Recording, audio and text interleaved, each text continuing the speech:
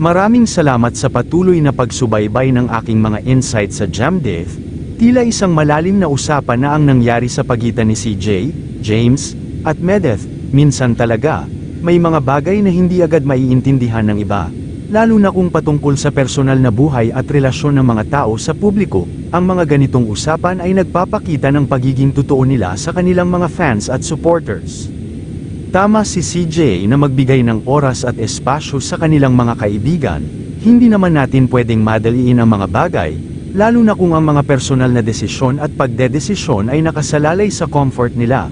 Ang pagiging komportable nila sa mga ganitong sitwasyon, tulad ng sa love team at social media exposure, ay mahalaga. Dapat natin igalang ang kanilang mga desisyon at bigyan sila ng oras para mag-reflect at magdesisyon ng tama para sa kanila. Hindi lahat ng bagay ay dapat i-rush. Mas maganda na dumaan ang mga bagay sa natural na proseso, at darating din sa tamang panahon. Importante ang timing, kaya't hindi natin dapat pilitin. Kung maghihintay sila, makikita natin ang kanilang natural na progression, at mas magiging magaan ang lahat para sa kanila. Sa usaping TikTok Dance Challenge, magandang ideya nga ito. Isa itong pagkakataon na mag-bonding sila, at maaaring mag-enjoy din sila sa paggawa nito.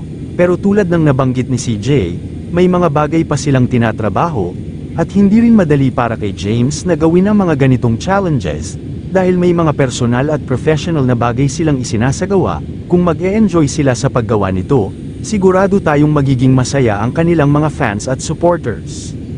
Nakaka-excite din na makita ang mga behind-the-scenes content nila. Hindi lang ito nagpapakita ng kanilang mga personal na buhay, kundi nagbibigay din ng insight sa kung paano nila ginagawa ang kanilang mga proyekto. Sa ganitong paraan, mas nakakabit ang mga fans sa kanilang journey at nakikita nila ang effort at dedication na inilalagay nila sa mga bagay na ginagawa nila. Lastly, gusto ko ring magpasalamat sa pag-shoutout ni CJ sa mga viewers at supporters ng Jamdeath community. Mahalaga ang suporta ng fans, kaya't ang ganitong gesture ay nagpapakita ng pagpapahalaga nila sa kanilang followers. Kung patuloy nilang mararamdaman ang pagmamahal at suporta mula sa kanilang mga fans, tiyak na magpapatuloy ang kanilang magandang relasyon sa publiko.